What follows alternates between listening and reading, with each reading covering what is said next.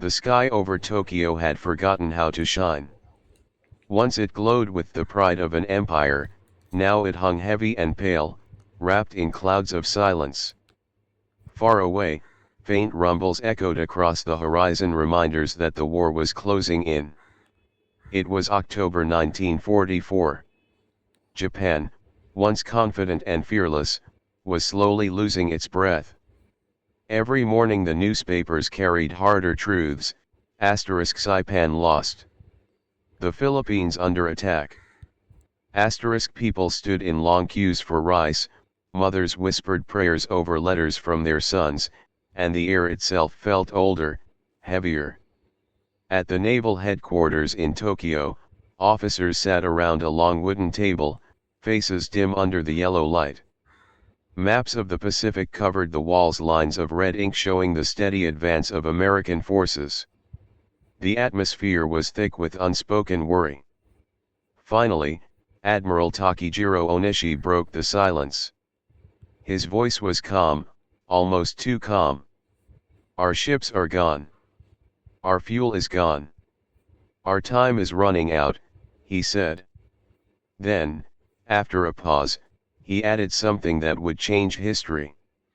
"If we can no longer fight while living, perhaps we can still fight by giving everything we have." No one spoke. The officers exchanged uncertain glances. That night, the ancient word kamikaze, divine wind, returned from the legends of old Japan. It was once a symbol of divine protection. Now, it would become a desperate hope. Hundreds of kilometers away, on the island of Kyushu, a young pilot named Hiroshi Takeda sat beside his aircraft, watching the evening sky. The setting sun painted the clouds golden, but Hiroshi's thoughts were far away. 2 years ago, when he joined the Navy, he had imagined flying to protect his homeland, not to watch it fade.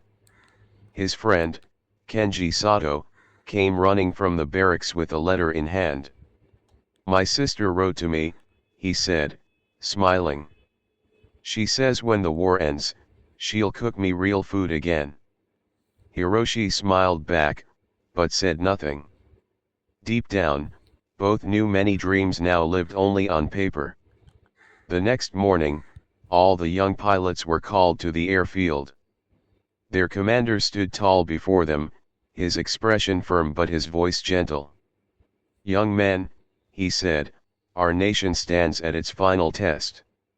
The world may see us as cornered, but our spirit remains free. You will soon be part of a mission unlike any other, one that asks for more than courage." The room was silent.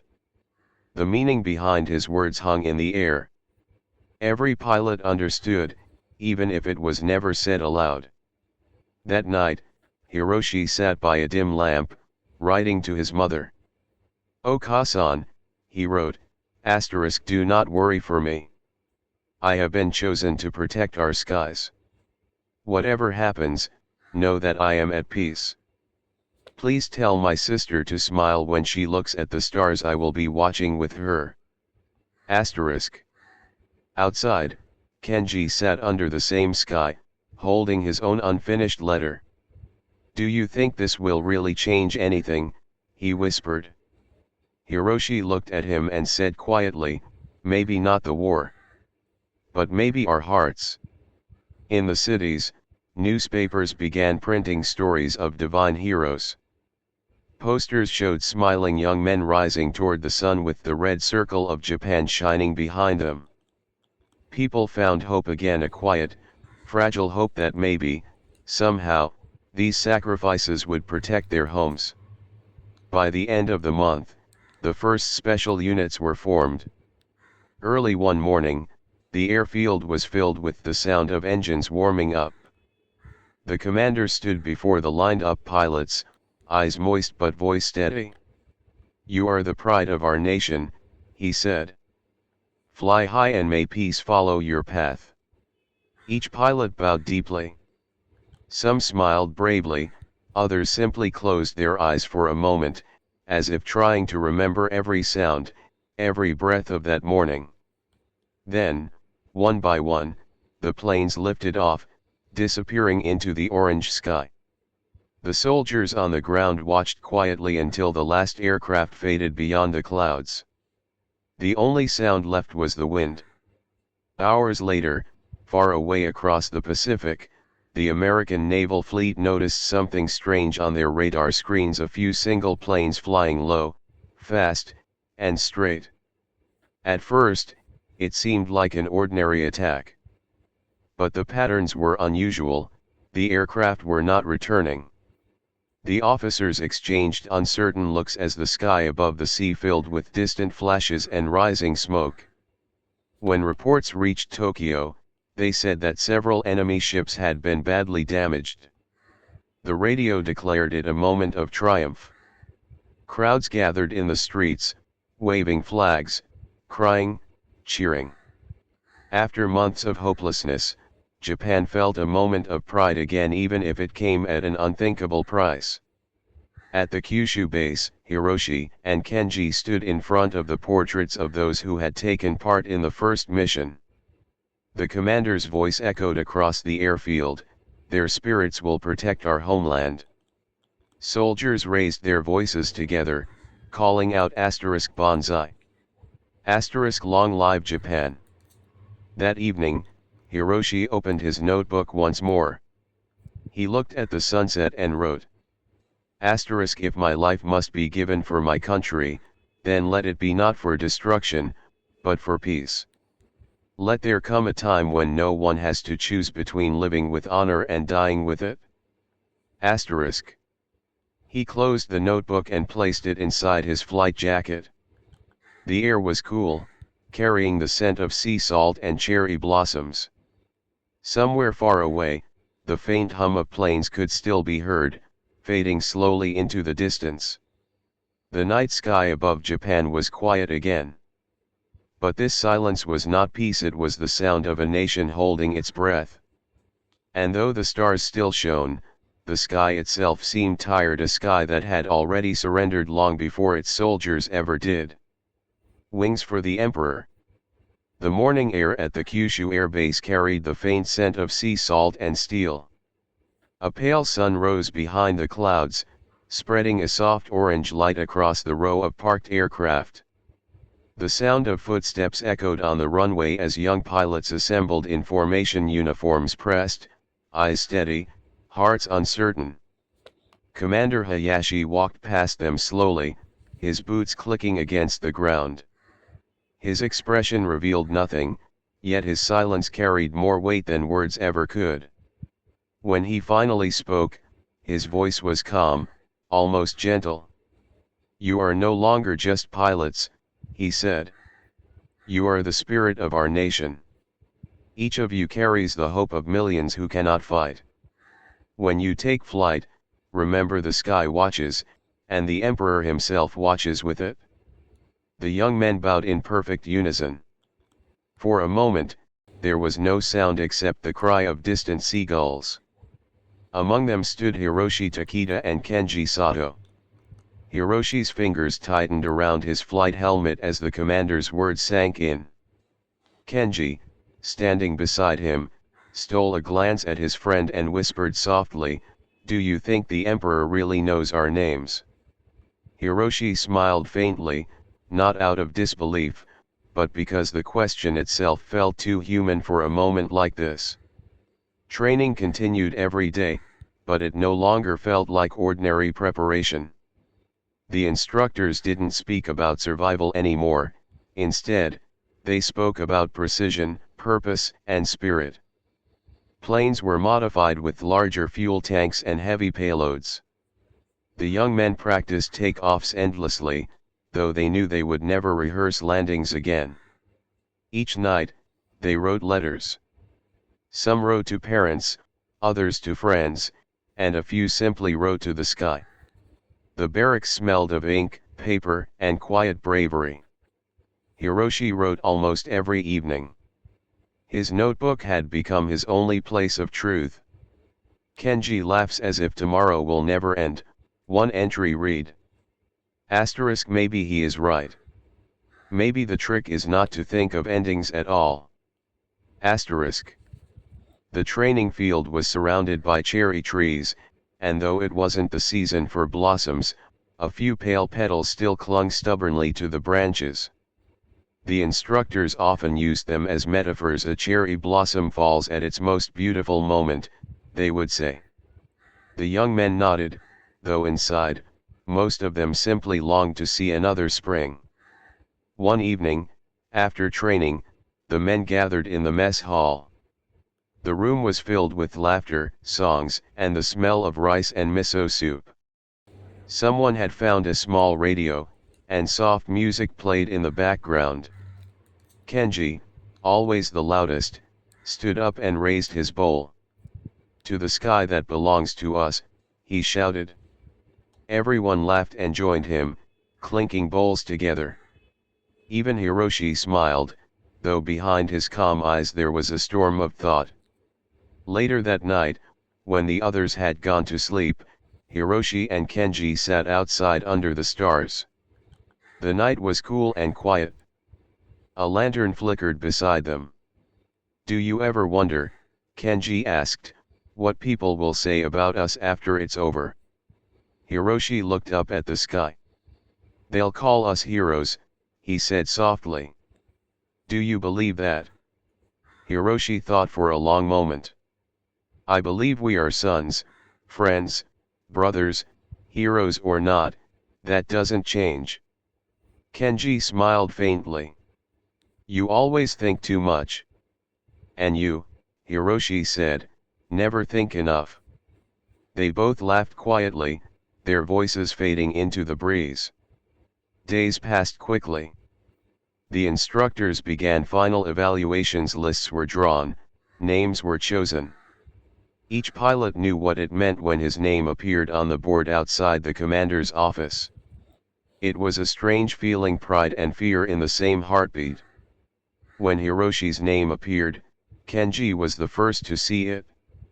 He stared at the board silently, then turned to his friend.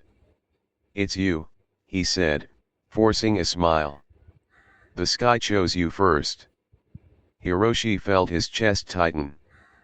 "Maybe it's not the sky," he whispered. "Maybe it's just fate." The following morning, a farewell ceremony was held. Families were invited to the base for the first time in months. Mothers, fathers, and sisters gathered in small groups, holding photographs and handkerchiefs. The air was filled with quiet tears and brave smiles. Hiroshi's mother arrived carrying a small box wrapped in white cloth.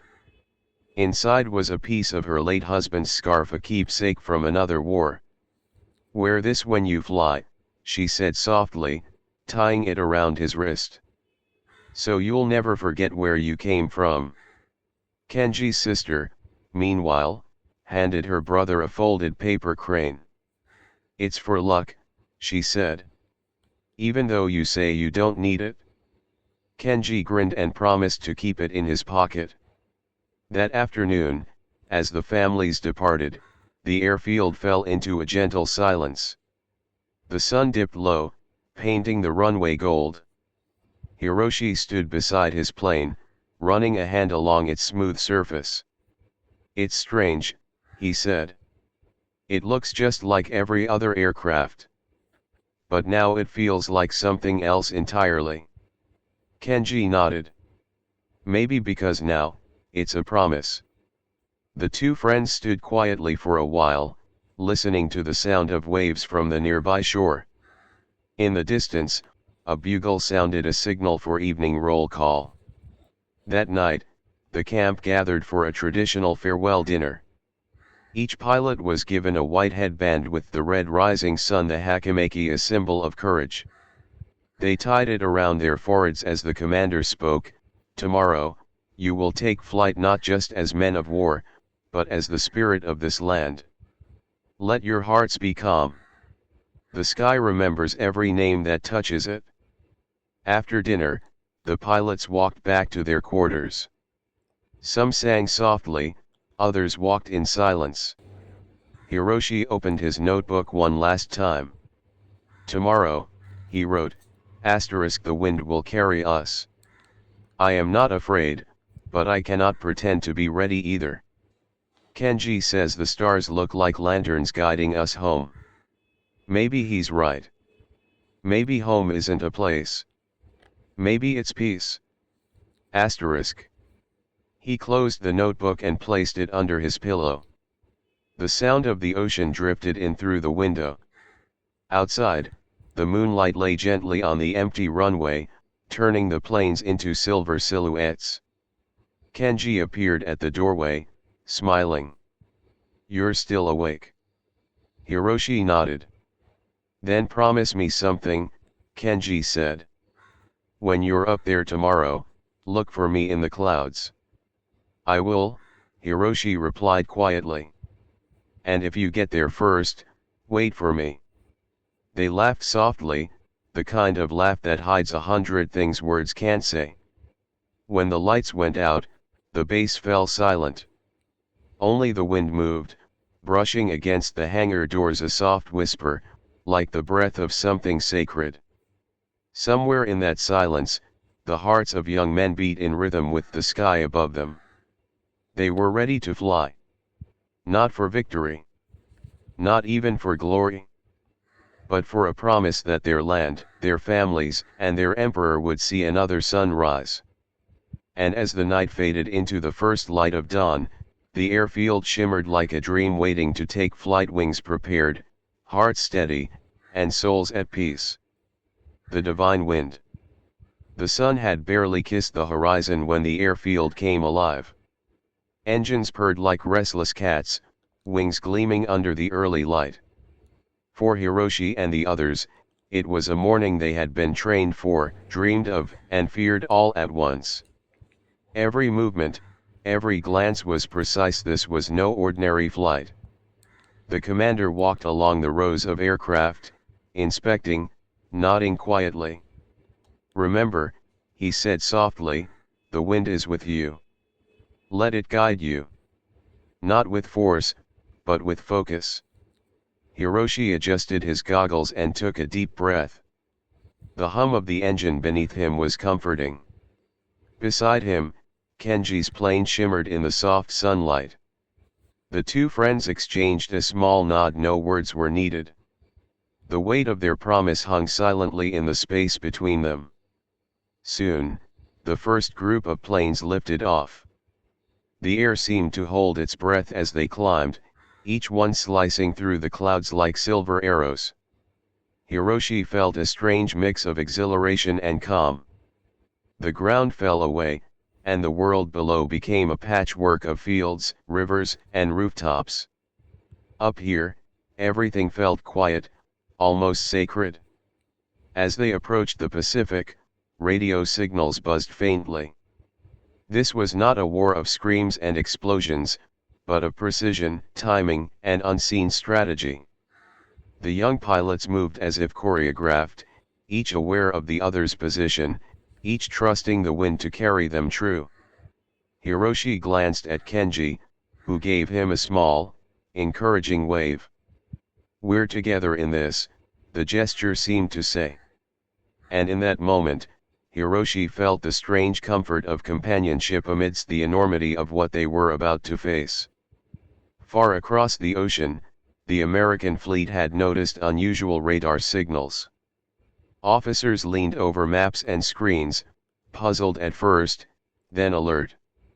Ships prepared their formations, not fully understanding what was coming. The tension was there, silent but palpable, a mirror to the quiet determination thousands of miles away. Back in the sky, Hiroshi felt the plane respond to every tiny movement of his hands and feet. The horizon stretched endlessly. Below him, the glimmering blue sea seemed to reflect both the sun and the weight of the mission. For a brief moment, he imagined the ordinary world, his home in Tokyo, the cherry trees, the laughter of friends. Then he focused again. The hours passed in a rhythm of clouds, sun, and wind. Each pilot moved with a singular purpose. There was no hurry, only the steady hum of engines and the gentle guidance of the sky. And yet, even in the calm, Every pilot carried a quiet tension, a recognition that this was the culmination of everything they had trained for. At one point, Hiroshi and Kenji's planes flew side by side. They didn't speak over the radio, words were unnecessary. Instead, they shared the small gestures that had become language: a tilt of the wings, a subtle shift in formation. Every movement carried meaning, every moment a reaffirmation of trust. The American ships below began to adjust their course, responding to the unusual patterns above. Sailors peered through binoculars, noting the precision and speed of the planes. Officers conferred quietly, realizing that the sky had changed its usual rhythm. Hiroshi took a deep breath, feeling the wind press against the plane, lifting it, carrying it forward. The mission was no longer about fear or obligation. It was about clarity, the clarity of purpose, of focus, of knowing that each movement mattered. Every pilot was a note in a symphony played across the sky, and the wind itself seemed to harmonize with their flight. As the sun climbed higher, the planes moved closer to their intended course. Hiroshi's heart pounded, not with fear, but with the awareness of the moment. He thought of his mother, of the scarf tied around his wrist. He thought of Kenji, and of the promise they had made to watch the same stars together. The American fleet adjusted constantly, using every tool at their disposal. The officers communicated quietly, trying to interpret the patterns they observed. Yet the young pilot's precision remained unmatched, each plane guided as much by discipline as by instinct. Hours seemed to blend into one continuous stretch of sky. Hiroshi allowed himself a small moment to simply observe the endless blue above, the reflective shimmer of the sea below, the gentle rise and fall of the clouds. In that moment, he realized that this was not just a mission. It was a connection to everything he loved, everything he had trained for, everything he hoped to protect. Kenji's wave came again, and Hiroshi responded with a steady nod. Their bond was unspoken but unbreakable. The wind carried them forward, and the sky became a stage for a performance that was both intimate and immense. By midday, the planes began to complete their part of the mission.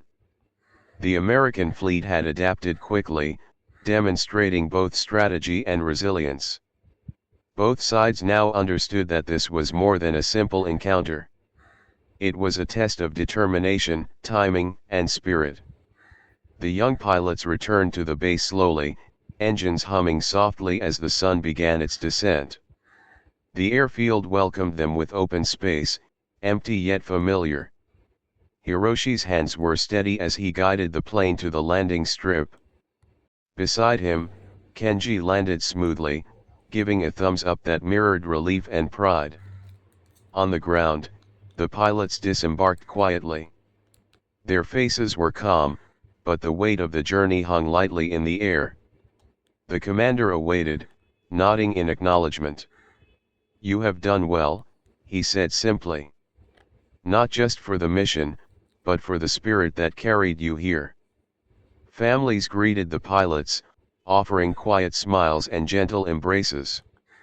Letters that had been written weeks ago were handed over. Hiroshi found his mother in the crowd, and for a long moment, they simply held hands, neither needing to speak.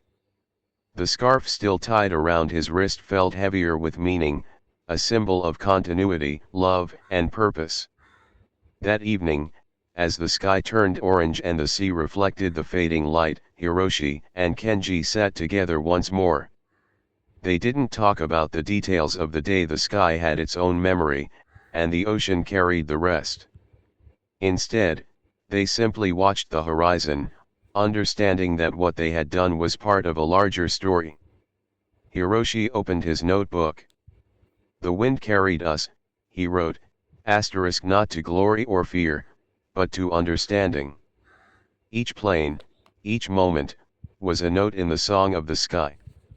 And though the day is over, the music continues, invisible, untouchable, but always present. Asterisk. Kenji leaned back, letting the cool breeze brush against his face. Tomorrow, he said quietly, we fly again. Hiroshi nodded. And the sky will still remember us. The sun finally disappeared behind the horizon, leaving behind a canvas of violet and gold. The airfield grew quiet. Only the gentle hum of wind over metal and the distant sound of waves remained. The sky had witnessed the courage of young hearts, and the world below had been reminded of their resolve. And though the evening stars began to emerge, soft and steady, the memory of the day lingered, a quiet, invisible echo of wings, focus, and the unyielding guidance of the divine wind. Echoes of the sky. The morning air was calm, almost serene, as if the world itself was holding its breath. The horizon glimmered with gold, and the sea mirrored the gentle hues of dawn. At the Kyushu Air Base, a quiet tension lingered. The young pilots knew today would mark the final chapter of their shared journey. Hiroshi adjusted his helmet, feeling the familiar weight settle across his shoulders. Beside him, Kenji's eyes were steady, calm, yet bright with unspoken emotion. Neither spoke, words were unnecessary. The bond they had forged in the endless blue sky carried more meaning than any conversation ever could. The commander walked along the line of aircraft, inspecting each one with quiet pride. Today, the wind will remember you, he said, voice soft but firm. Fly not for obligation, nor expectation, but for the truth of your hearts. Let the sky see your spirit. Hiroshi took a deep breath, feeling the hum of the engine beneath him, the same hum that had guided him through countless hours of training, countless clouds, countless moments of doubt and courage. This was no longer just a mission, it was a moment suspended in time, a meeting between determination and destiny. As the planes lifted off, the world below receded into a mosaic of blue and green. Hiroshi felt the familiar thrill of ascent, the delicate balance between power and patience, motion and stillness. Every turn, every adjustment, was precise, practiced, and instinctive. Kenji's plane glided beside him, a silent companion through the expanse of sky. They had shared laughter, fear, and quiet reflections, moments that now seemed as infinite as the clouds around them. For a brief time, Hiroshi let himself imagine the ordinary world below, the streets of Tokyo, the laughter of families, the blossoms of spring. He held these images close, not to escape, but to remind himself of what made the flight meaningful. Far across the ocean, the American fleet had adjusted its formation, analyzing patterns, preparing responses. Sailors observed carefully, not with alarm but with professional attention. Every action, every maneuver of the planes above, was noted and respected. In a way, the sky had become a silent dialogue between two distant worlds, each side recognizing the skill, discipline, and dedication of the other. Hiroshi felt a strange clarity as he guided his plane forward. There was no fear, only awareness of wind, movement, and timing. He remembered his mother's scarf tied around his wrist, the small paper crane Kenji carried in his pocket. These tokens were more than reminders, they were anchors, holding him to the world he loved even as he navigated the vast unknown. The flight continued, a delicate balance of focus and reflection. Clouds drifted past like whispers, carrying soft light and shadows. Hiroshi and Kenji exchanged subtle gestures, a tilt of the wings, a brief glance communicating more in silence than words ever could. The entire formation moved as one, guided by a rhythm that belonged not just to training, but to the shared understanding of young hearts aligned with purpose. As the sun climbed, the planes began their slow return. There was no triumph or defeat to claim, only completion, a sense of fulfillment in having met the challenge with focus and integrity. Hiroshi felt a deep calm wash over him, a recognition that every flight, every cloud, every stretch of open sky had been meaningful. Landing back at the airbase was gentle, almost ceremonial. The planes touched down with precision, engines slowing, wings glinting in the late morning sun. Families gathered on the edge of the runway, faces filled with quiet relief and pride. Mothers, fathers, and siblings embraced their sons, and for a few moments, the weight of everything that had happened was softened by simple human connection. Hiroshi stepped out of his plane, taking in the scene. The ground seemed different now, more real, more vibrant, more precious. Kenji landed beside him, offering a small, tired smile. "We did it," he said softly. Hiroshi nodded, but no words were needed, the shared glance conveyed everything. The commander approached, nodding at each pilot. "You have flown not just with skill, but with spirit. Let this day be remembered not for what was expected of you, but for the courage and focus you carried." Later, as the sun dipped toward the horizon, Hiroshi found a quiet place overlooking the sea. The waves reflected the colors of the evening sky, and the air was filled with the scent of salt and warmth. He opened his notebook, writing slowly, deliberately. The sky carried us today, and in its endless blue, we found understanding. Not of victory, nor recognition, but of purpose, friendship, and the strength of quiet hearts. The wind remembers all who move with intent, and in its memory, we are free. Kenji joined him, holding the small paper crane. "You always write as if the sky reads your words," he said lightly, though his eyes held quiet reflection. "Maybe it does," Hiroshi replied, "or maybe it just listens. That is enough." As darkness approached, the pilots gathered once more. They shared stories of the flight, moments of humor, and simple reflections of what they had learned. There was no fanfare, no grand declarations, only the gentle acknowledgement that they had completed something larger than themselves. Families joined in, bringing food and laughter.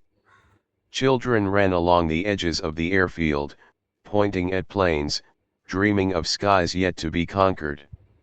For Hiroshi, this was the most profound sight, life continuing, growing, and shining even after the most intense days of preparation and focus. That night, under a sky sprinkled with stars, Hiroshi and Kenji looked upward. The constellations were steady, timeless, and seemingly close enough to touch. "Do you think the sky will remember us?" Kenji asked. Hiroshi smiled faintly. "It will. Not because of what we did, but because of how we flew. That is enough for memory to hold."